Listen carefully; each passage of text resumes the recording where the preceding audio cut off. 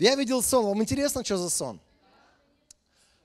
Странно. Согласен, странно начинать с вещей нетипичных для меня. Короче, я спокойно ложусь спать, ни о чем не думаю. И ночью я вижу такой сон. Я строю дом.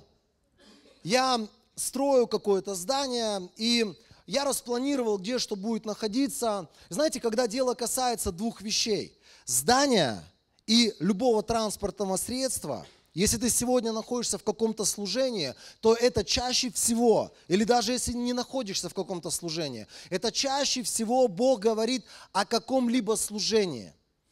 Когда ты здание строишь и когда ты управляешь любым транспортным средством, у вас бывало такое во снах? Это то, что связано с вашим служением 100%. Знали об этом? Когда вы видите медведя, то значит вы уедете в Россию. Шучу. Это уже домыслы. Но вот эти две вещи, это чаще всего 100% истолкование. Когда ты видишь, например, строительство, и ты участвуешь в этом строительстве, это что-то связанное с каким-то служением. И когда ты управляешь каким-то транспортным средством, это что-то связанное с твоим служением, к которому тебя Бог призывает. Так вот, я распланировал место, где я буду строить, где я буду возводить какие-то стены, и вдруг прибегает один пастор. Если я даже вам скажу имя этого человека, вам оно вообще ни о чем. Вы не знаете этого человека.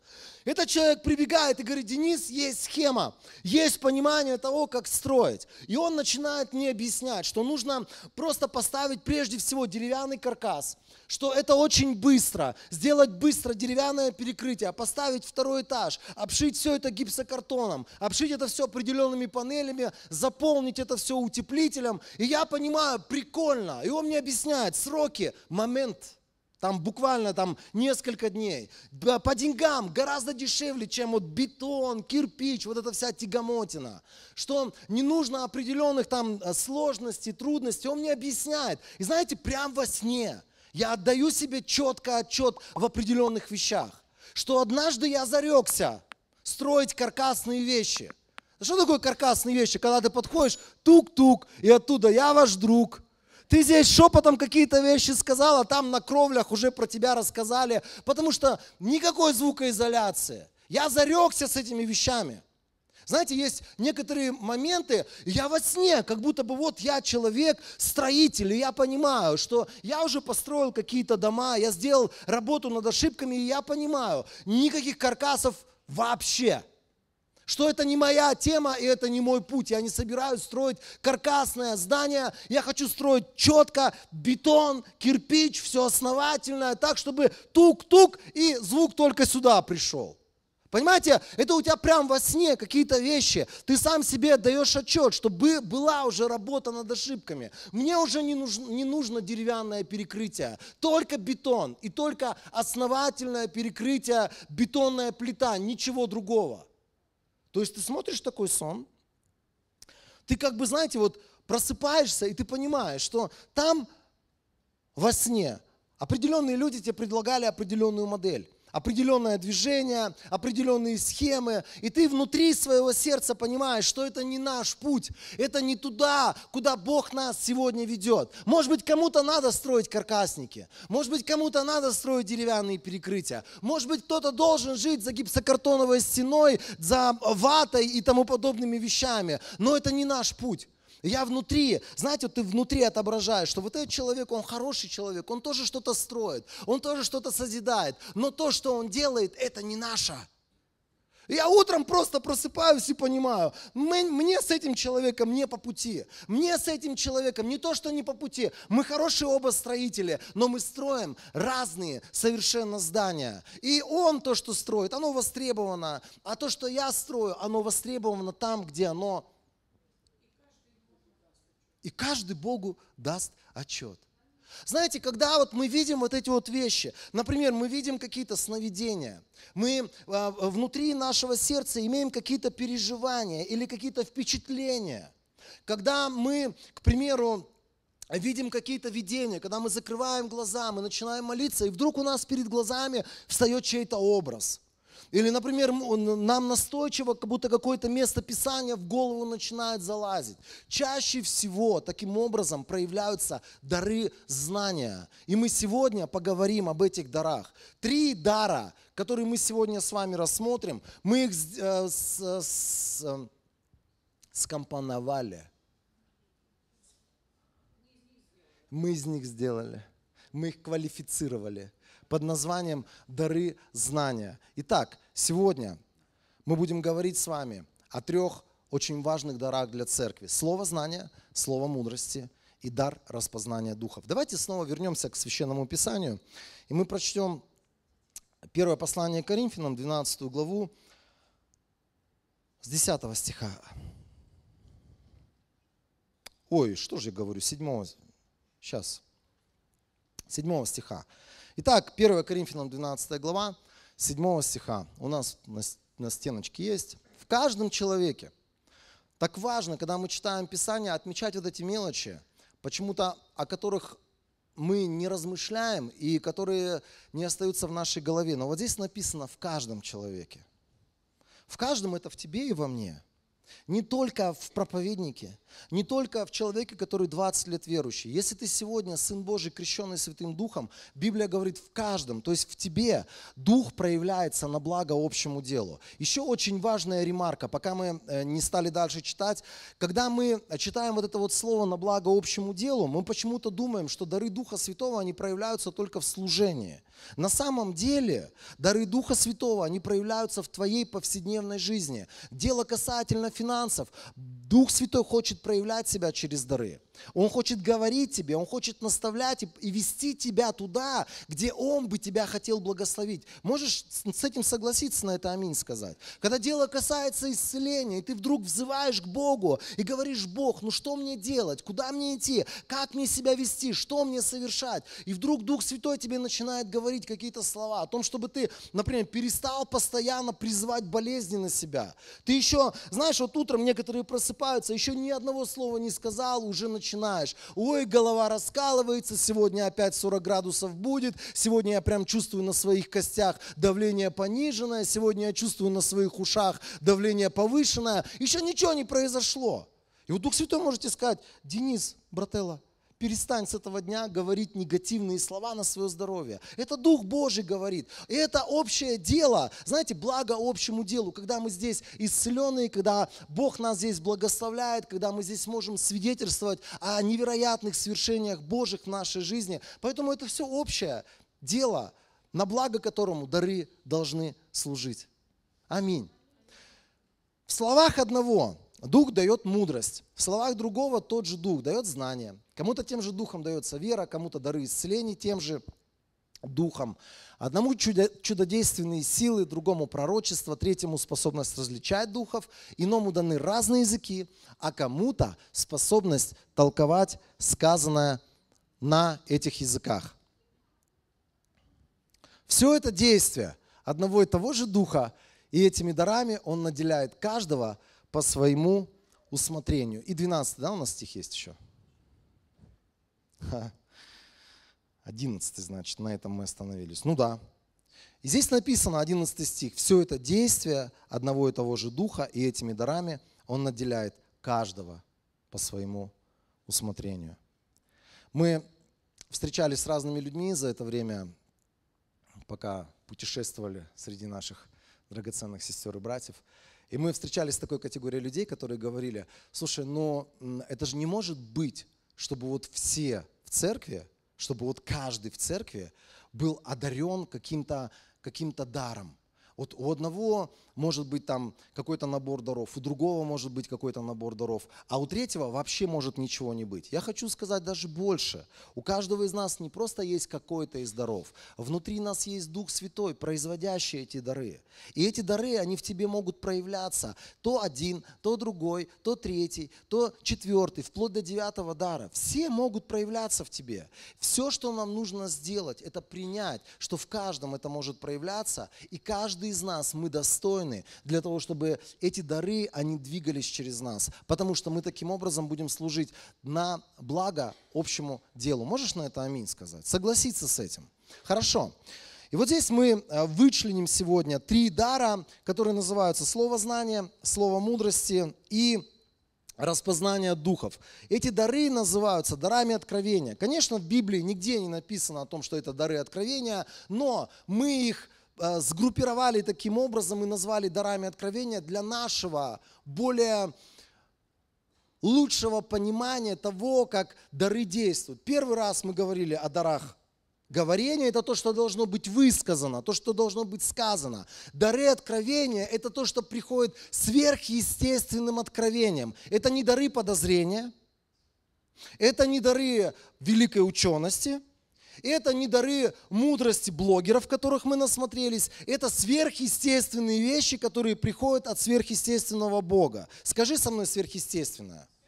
Это то, что ты не можешь выучить, это то, что ты не можешь получить откуда-то, например, как информацию из каких-то источников. Это то, что приходит как откровение в твою жизнь. Итак, первый дар, о котором мы сегодня будем говорить, это дар слова знания. Можете, у нас уже есть на стеночке. Давайте сразу тогда к определению. Слово знание – это сверхъестественное знание прошлого или настоящего. Это касается группы людей, это касается семей, это касается каких-то отдельных людей. Когда ты просто сверхъестественно можешь говорить в жизнь человека о том, что было в его жизни, или о том, что сейчас происходит в его жизни. Слышите, друзья? Еще раз говорю, это не дар подозрения. Когда дело касается вот этих вот даров откровения, в некоторых церквях этого боятся. Почему? Потому что есть определенное злоупотребление. Например, какие я видел злоупотребления? Когда у человека какие-то трудности, например, служение не растет, в семье проблемы, ему говорят: ой, брат, пойдем, или сестра, пойдем мы за тебя с откровениями помолимся. И некоторые люди вот так делают: Господи, чур не меня, пожалуйста, пожалуйста. Этот человек делает все, чтобы за него с откровениями не молились. Почему? Потому что всегда будут такие откровения. Так говорит Господь, ты узколобая тварь, и пока ты не изменишься, у тебя ничего не будет происходить там-то, там-то и там-то. Чаще всего это очень негативные откровения. Так говорит Господь, вижу твое сердце, испачканное грехом, и там начинается перечисление грехов. Конечно, люди не хотят таких откровений. Почему? Да, потому что даже если я знаю какие-то свои грехи, это не поможет. Вообще не поможет. Знаете, ситуация такая была, я вспоминаю везде эту ситуацию, собралась определенная категория служителей, у них там какие-то проблемы, и вот для этих людей пришли так называемые пророчествующие из церкви. И знаете, вот каждому начали выдавать какие-то слова откровения. Слово знания это в основном было, что у тебя вот такой-то грех, он тебе мешает жить, у тебя вот такое-то отношение с родителями, это тебе мешает жить, у тебя, дядя Леха, вот такое отношение на работе, это тебе мешает жить. И каждому, знаете, вот как раздали. Этому брату говорят: у тебя анонизм. И потом люди начали все каяться. И этот брат тоже за анонизм за свой покаялся. Это смешно. И один из служителей, который пришел с этими пророчествующими, он просто со стороны наблюдал за этими вещами и думает: у брата проблемы с анонизмом, надо помочь, поговорить с этим человеком. Вытягивает его, говорит: брат, давай я тебе послужу. У меня там есть опыт определенный, как освободиться от этого. Я готов тебе послужить. У тебя, Когда он пытается выспросить у него про этот анонизм, он говорит: да у меня в принципе нет анонизма. Он говорит: в смысле? Как? Вот, говорит, пришли пророки, сказали, что у меня анонизм. Может быть, я чего-то не заметил в своей жизни. Может быть, там что-то где-то, когда-то я был слишком занят, что я не заметил про это. Он говорит: я на всякий случай лучше покаюсь. Вы же не были никогда, да, в такой атмосфере от даров откровения? Были?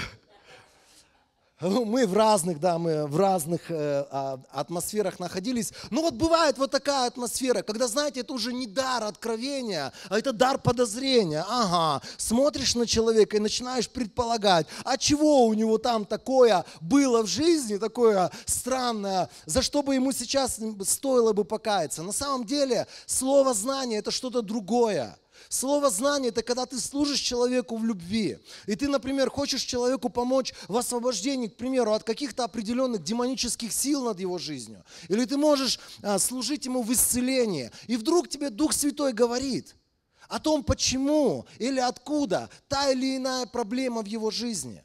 Чаще всего через слово знания Бог показывает открытые какие-то демонические двери, или какие-то решения, которые были сделаны, или какие-то ситуации, слова, которые были сказаны, произнесены. Чаще всего это даже забытые совершенно вещи, но которые помогут человеку для освобождения. Я помню, когда я пришел ко Христу, первый раз со мной вот это вот слово знания практиковал мой драгоценный, старый, драгоценный моему сердцу брат, старый, долго знаю я его, Сергей Макаров. Он мне проповедовал, когда я еще неверующий был. И вот я когда уверовал, знаете, я понимал, что есть определенные вещи, которые мне надо в жизни открыть и исповедовать. Есть, например, вещи, связанные с оккультизмом и с лжерелигиями. Это обязательно нужно все вытащить, покаяться и исповедать. Есть вещи с блудом связаны. Их надо обязательно вытащить, покаяться и исповедать. Есть вещи, связанные с воровством. Их надо обязательно вытащить, покаяться и исповедать. Есть вещи, связанные с проклятиями, которые мы сами на себя говорили. Или решения, которые мы делали. Эти вещи важно вспомнить, отречься от них. Почему? Потому что это как тень из прошлого будет пытаться влиять на твое сегодняшнее. Так вот, я помню, я только уверовал, и Сергей был на группе, куда я ходил. И я понял, что, знаете, вот я пришел к состоянию, что мне нужно, есть определенные сферы моей жизни, которые необходимо расчистить, которые обязательно нужно все, что связано с этими сферами, вытащить и исповедать. Я сказал, знаешь, брат, хочу, чтобы ты за меня помолился. Я ему рассказал все. Я ему рассказал всякие там свои грехи, свое прошлое, какие-то ситуации. И вдруг этот человек мне говорит, знаешь, я смотрю на тебя, у меня такое слово о том, что у тебя было вот это, и тебе необходимо в этом покаяться. И это вот состояние такое, кто тебе сказал? Это не то, что ты пытался это оставить, это не то, что ты пытался это как-то спрятать. Это вещи неприятные, но это вещи, которые ты хотел бы от них избавиться. Но, знаете, на тот момент из-за вала, может быть, всяких разных моментиков, которые я это исповедовал, я это даже забыл. Я не себе это оставил. Это где-то там осталось в прошлом, в забытом прошлом. И он мне говорит об этом. И для меня был шок. И я стал понимать, когда мы служим в дарах духовных, например, слово знания, когда мы служим в душепопечении, нам так необходим этот дар, потому что люди приходят и говорят, помолись за меня, за исцеление. Я уже и так молился, и вот так молился, и вот это делал, и то делал. И ты вдруг начинаешь понимать. У тебя вдруг какое-то возникает впечатление или понимание того, что вот то, что сейчас с ним происходит, это наследие, которое он тянет от своих родителей, от своей мамы, от своей бабушки, от своей прабабушки. И ты вдруг просто начинаешь задавать вопросы. А у твоей мамы то же самое было. И у бабушки то же самое было. И у прабабушки он говорит, слушай, да, точно, это все было. И ты просто во имя Иисуса Христа отсекаешь от него определенные, например, родовые вещи, и вдруг человек исцеляется. И ты ничего невероятного, сверхъестественного не сделал. Это так, или это то, как работает это слово знания. И чаще всего вторая схемка, для чего нужно слово знания. Когда ты говоришь человеку что-то из прошлого, и это касается его сердца, что происходит в его сердце, когда он слышит эти вещи? О, Бог есть! О, у человека шок. И он понимает это, так сильно дышал, что ж это. Да. И человек понимает, что Бог есть, и Бог сейчас здесь. И потом вдруг ты начинаешь говорить, сейчас я буду молиться за тебя, и Бог будет тебя исцелять. И его сердце настолько сильно открыто для веры. То есть этот дар слова знания, это привратник для того, чтобы невероятная вера или невероятные исцеления начинали работать в жизни этого человека. Можете со мной согласиться? Помните, когда Иисус, например, говорит мужчине, который приходит к нему, и такой немножко цинично, говорит, ну покажите, что там за Иисус. И Иисус смотрит на него. Как его имя было? Нафанаил. И он говорит, о, я видел тебя. Это человек, в котором нет лукавства. И он говорит, я видел тебя стоявшим под смоковницей. Он просто ему говорит определенные слова в его жизни. У человека просто шок. Он понимает, его никто не видел под смоковницей. Но Иисус говорит определенные слова, которые очень сильно цепляют его. Помните женщину, которая самарянка, сидела у колодца в 4 главе Евангелия от Иоанна. Она сидела бы там спокойно, и Иисус, может быть, рассказывал бы ей всякие проповеди, но Он не стал это делать. Он просто посмотрел на нее, говорит, она говорит, дай мне воды. Он говорит, дам, без проблем. Единственное, что зови мужа своего. Покажи нам это место Писания. Зови мужа своего.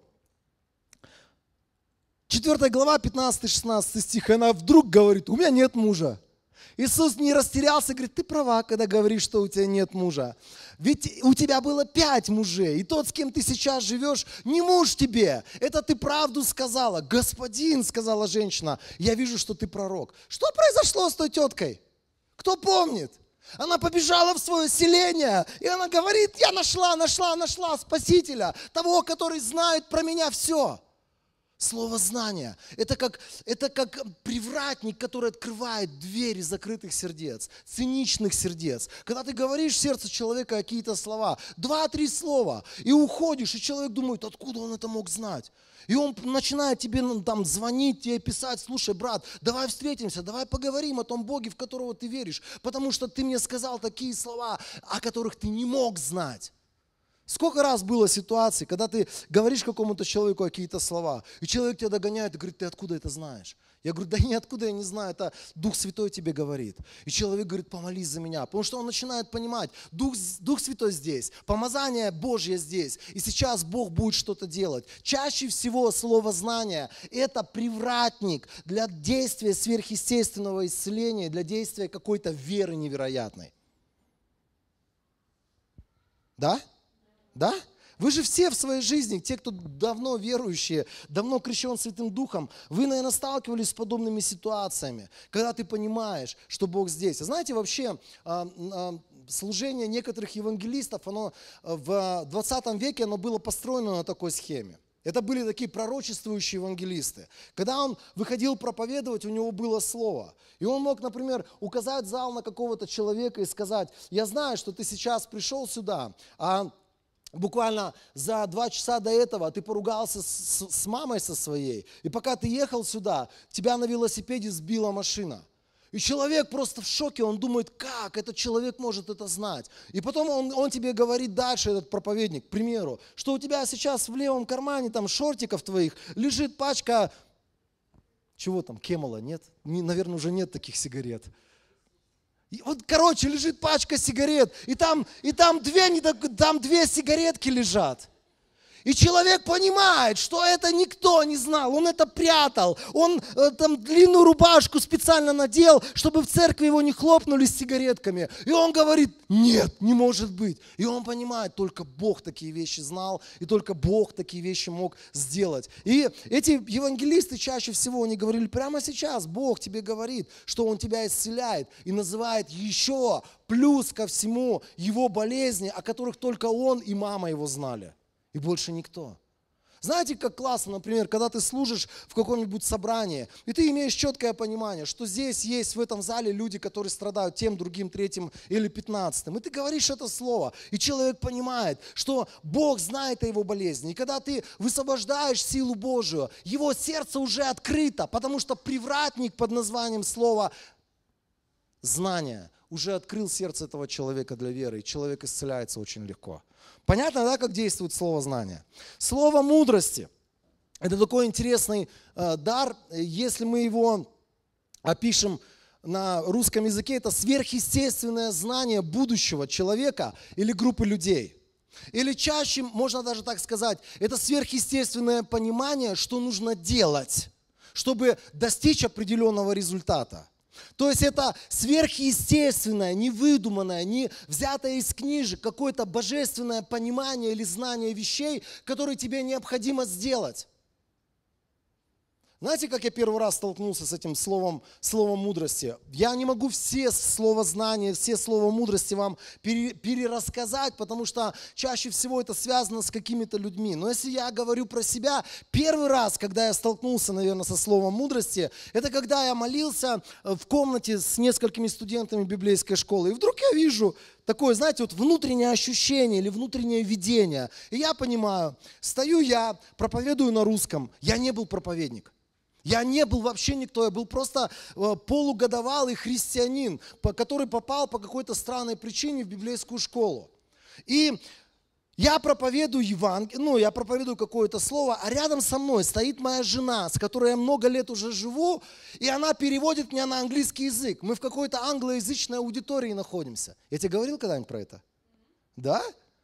До сих пор это слово не исполнилось. Вообще не реализовалось, не произошло это. Но на тот момент, знаете, в чем была приколюха? Она-то мне не была женой. У меня были терзания души. Она не она, от Бога не от Бога, любит, не любит. Вот эти вот, знаете, гадания на вот этих шкурах, бараньих шкурах. Я и так, и сяк призывал знамения с небес, и через сверхъестественное слово мудрости я получил понимание, что это тот самый человек, с которым Бог связывает мою жизнь навсегда. И мы вместе с ней будем божественным тандемом, с которым будем проповедовать, делать дело Господне. И вот уже на протяжении скольки-то там 28 лет мы этим занимаемся.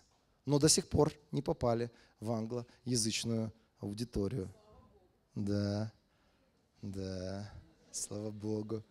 Я же не про Америку. Может быть, это Южная Африка, может быть, это Сингапур, может быть, это Индонезия, в конце концов, или еще какие-то места, где Пакистан. Ай, спасибо, это Пакистан, точно.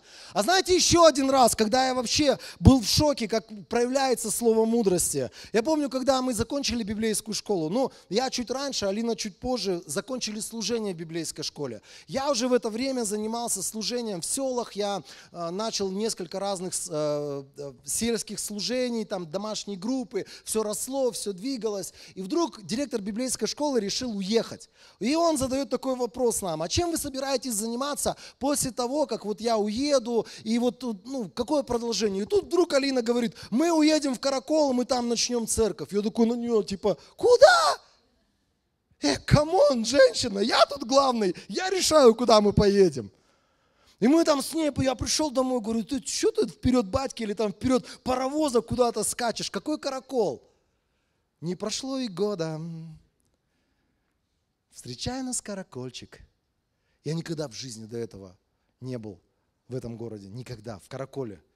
Алина просто сказала, ляпнула. Потом, знаете, пришел, я не ляпнула, говорит, это Дух Божий через нее слово мудрость такую дал, о том, куда мы поедем. А потом на протяжении уже многих лет мы ездим, мы делаем, мы начинаем, мы совершаем какие-то вещи по откровению, сверхъестественному, которое называется слово мудрости. Когда тебе Бог говорит: вот это начинай, туда иди, сюда не ходи, вот это совершай, вот это не трогай, к этому не прикасайся, вот это совершай. Это так важно, чтобы сегодня вся наша жизнь, она была, знаете, откорректировано Богом. И вот это слово мудрости, это как раз-таки тот самый дар, который очень хорошо помогает корректировать наши собственные пути. Я хочу прочитать Деяния апостолов, 16 главу, 6 стиха.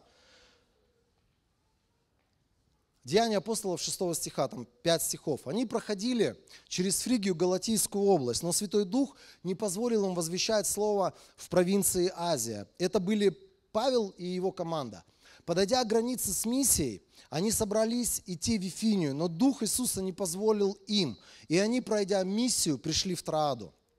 Ночью Павлу было видение. Ему явился человек из Македонии. Он стоял и просил его: приди в Македонию и помоги нам. После этого видения мы решили, что Бог призывает нас возвещать им радостную весть, и сразу же приготовились отправиться в Македонию. Здесь меня радует одно, что ночное видение не только у меня происходит. Слава Богу, брат Павел тоже, оказывается, ночными видениями увлекался. Надеюсь, что это было сновидение. И вот здесь, знаете, написано, что туда нельзя, сюда нельзя. И приходит мужчина, видимо, в македонской одежде, может быть, в образе Александра Македонского, может быть, у них там везде были статуи расставлены, и все знали, как выглядит македонский. И пришел этот македонский к Павлу и говорит: приди к нам, служи у нас. Таким образом, Дух Божий начал ему говорить, что ему делать. Друзья, я снова и снова возвращаюсь к этой теме. Ты хочешь куда-то уехать, будь уверен в том, что Дух Иисуса тебя туда посылает. Ты хочешь на ком-то жениться или за кого-то замуж выйти. Будь уверен, что Дух Иисуса тебе подсовывает. Они из ада подсунут тебе этот вторая половина. Второй человек. Будь уверен о вещах, которые связаны, например, с какими-то твоей профессиональной деятельностью. Многие из нас закончили школу, куда пойти учиться, что делать? Что делать? Лука что делать? Лука скажет в медицинский идти. Аня что делать? Аня скажет, надо творчеством заниматься. Алина что делать? Алина скажет, надо вообще языки учить. Айба что делать? Великами торговать, братан. У каждого своя идея, но твоя идея, она уже есть в сердце Божьем. Скажи, Бог, ты мне проговори, куда мне идти, что мне делать. Не хочу просто по шаблонам, по каким-то поступать. Хочу сделать те вещи, которые ты вкладываешь в мое сердце. Молодые люди, слышите, о чем я говорю? Это важно. И как только мы будем ревновать об этом, обязательно Дух Иисуса будет проявляться в слово мудрости. Итак, слово знания – это прошлое и настоящее. Слово мудрости – это будущее. Это то, куда идти, это какие-то вещи, которые связаны с будущим. Я очень много раз, я говорю, могу долго очень рассказывать о себе, очень много раз видел, как Бог предупреждал. Например, какие-то вещи делать, какие-то вещи не делать. Однажды я приехал в одно небольшое село, и там были студенты нашей библейской школы. Они были молодые ребята, и они ходили в такую церковь, где, это такая традиционная достаточно церковь была. И там очень много лет верующие пасторы, служители разные были. И я приехал, и мне Дух Святой говорит, сегодня сделай одну вещь. 3 человека соберутся, пастор и 2 этих студента. И когда вы будете разговаривать, просто там у вас будут определенные люди, еще там определенные, скажем так, члены той церкви. Помолитесь с этими парнями за этих ребят, и у них вырастут руки и ноги, вытянутся руки и ноги. И когда ты покажешь на одном из этих людей, сделай то же самое, но так, чтобы это сделали вот эти студенты библейской школы, чтобы они вытягивали руки и ноги. У них это получится. Но потом тебя попросит пастор сделать то же самое. Но он не сможет это сделать, потому что он не верит в силу имени Иисуса Христа. Я думаю, да что за ерунда какая-то, какое-то странное откровение. И вдруг, буквально через какое-то время этот человек, пастор, говорит, ты же приехал к своим студентам, давай там мы соберемся, ты поговоришь с ними, и потом там у нас есть некоторые люди, вы послужите им, там помолитесь им. Я был в шоке, я не ожидал вообще, потому что я приехал чисто для этих 2 ребят. И все, что я видел, оно именно так и произошло. Я руки вытягивал, ноги вытягивал. Эти 2 руки вытягивали, ноги вытягивали. Тот пастор вот с такими глазами смотрел и говорит, а можно я тоже? Можно, брат, но я знал. Уже внутри я понимал, чем вся эта история закончится. К чему это все? А знаете, есть вещи, которые могут очень сильно нас разочаровать. Есть вещи, которые могут очень сильно нас ранить. Есть вещи, которые очень сильно могут подорвать нашу веру. И когда ты заранее знаешь, что так произойдет, это так тебе легко пережить и перенести. Есть куча вещей, о которых Бог нас предупреждает. Есть куча вещей, про которые мы внутри понимаем, что будет вот так, что придут вот такие люди, и будет вот такая ситуация, и ты уже знаешь заранее, что говорить. Есть куча разных ситуаций, есть куча разных вещей в нашей жизни, о которых Дух Святой заранее нас предупреждает. Или о которых Дух Святой нам, например, говорит, прежде чем мы сделали какой-то шаг, например, чтобы мы шли туда, а туда не шли. Это важно, чтобы сегодня дары слова мудрости, они работали в нашей жизни. Хотите вы, чтобы это происходило? Все, что нам нужно делать, это просто ревновать. Когда ты сидишь и говоришь, Бог, я тоже хочу, я хочу знать будущее. Когда ты утром молишься, говори, Бог, куда мне идти, что мне делать, открывай мне, показывай, видение, сновидение, даже на сновидение согласен. Готов, говори, пожалуйста, что мне делать, проблема у тебя с ребенком, Бог, что мне делать с этим ребенком? Конечно, по старой схеме можно взять дрын и сбить его нормально, чтобы задница синяя была, но я вижу, не помогает. На меня сестра смотрит с такими глазами, нет, это не наш путь. Наш путь это искать Бога и говорить, Бог, пожалуйста, дай мне слово, что мне делать с этим ребенком? Господь скажет, не дрын в этот раз. Возьми его с собой куда-нибудь в поездку и общайся с ним, потому что ты этого вообще никогда не делал. И вдруг Дух Святой начинает тебе говорить какие-то вещи, что тебе необходимо сделать. И третий дар, о котором я сегодня хотел бы поговорить, и мы на этом закончим, это распознание духов. Распознание духов – это сверхъестественная способность от Духа Святого различать природу происходящих действий, слов или мотивов от Бога, от человека, от дьявола. Это откровение происходящего в духовном мире. Это сверхъестественное понимание. Приходит тебе это какой-то человек, к примеру, и говорит: давай, братан, замутим, вот такая схема есть. А у тебя внутри противление этому. Ты как бы знаешь, ты внутри будто бы не имеешь покоя. Это начинает тебя настораживать. И вроде бы он все правильно рассказывает, и бизнес-план красивый, и все классно, а внутри мира нет. И ты понимаешь: не, это не моя схемка. Иногда бывает даже больше, я вам скажу. Однажды, я помню, в нашу церковь, где я был там служителем, без моего согласия позвали одного человека проповедовать. Это была женщина, и она там проповедовала. И ползала плакала, ползала восторженно на нее смотрела. И она рассказывала какие-то душещипательные истории. И я сижу на первом ряду. И вот все, что я слушаю, оно вызывает во мне очень стойкое сопротивление. Очень внутреннее понимание того, что этот человек не от Духа Божьего делает эти вещи. И не от Духа Божьего все это говорит. Что за этим человеком стоит определенный демонический дух, я бы даже больше сказал. Не помазание Божие. И ты внутри понимаешь, сидишь, ты не можешь ничего этому человеку сказать. Он говорит: все правильно, все по Писанию. А знаете, что произошло? Потом через несколько недель я узнал, что, оказывается, эта тетенька не со своим мужем мутит.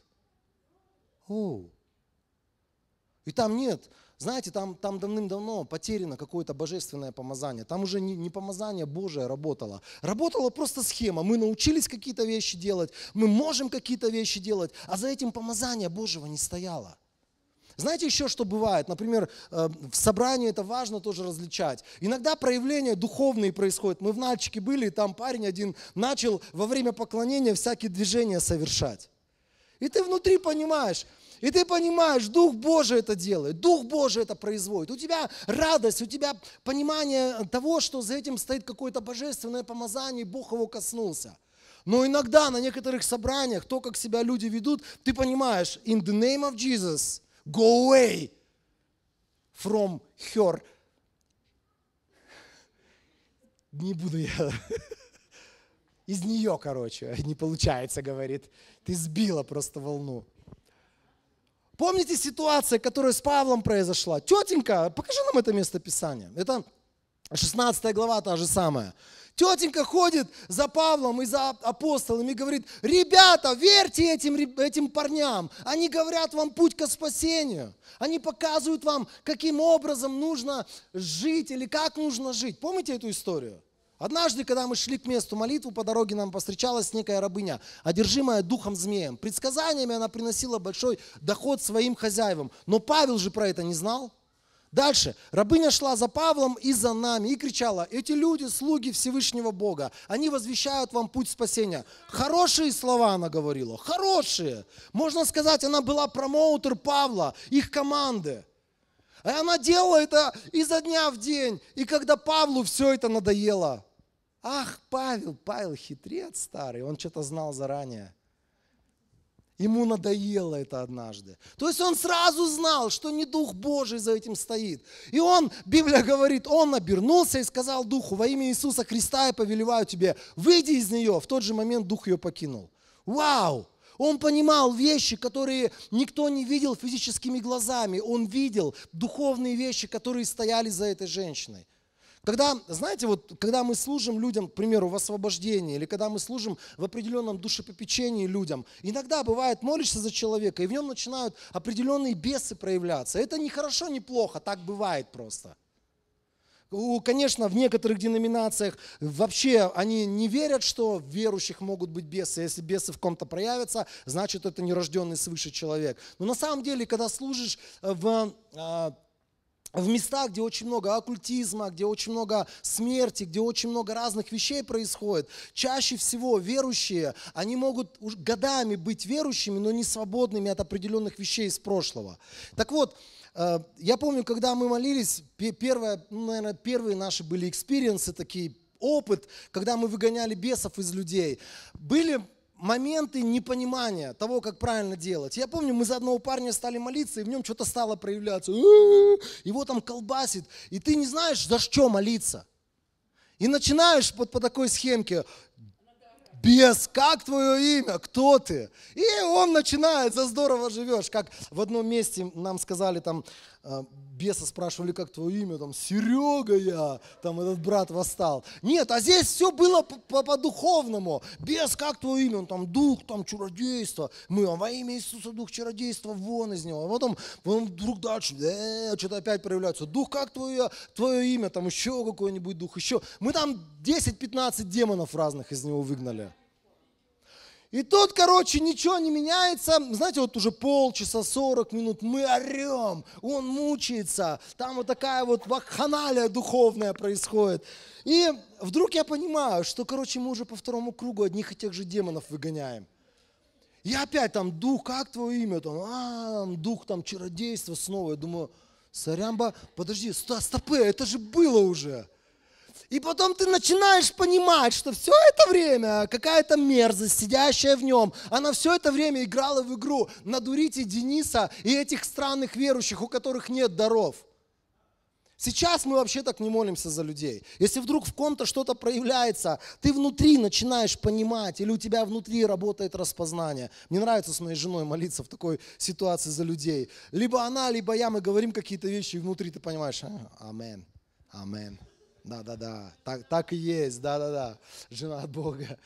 Знаете, нам нужно духовное распознание. В бизнесе тебе нужно духовное распознание. Когда к тебе подъезжает какой-то там прекрасный удалец и начинает тебе, извиняюсь за выражение, по ушам ездить, ты такая красотка, я тебя так люблю, вау, ты такая невероятная. Чувствуешь, что-то не то, останови его, скажи, оу, иди вон. К служителю сначала расскажи, а потом мы с тобой будем там чего-то думать дальше. Останови, если ты вдруг партнер твой предлагает какие-то вещи, а ты внутри понимаешь, у тебя духовное распознание есть, что это не твой путь, не прыгай ты в эту лодку. Не прыгай туда, где тебя Дух Святой уже останавливал, где тебя Дух Святой уже о чем-то предупреждал. Ты внутри уже имел определенное распознание, что за этим не помазание Божие, не сила Божия, не Дух Святой стоит. Слышите, друзья, нам так нужны эти 3 дара. Аминь.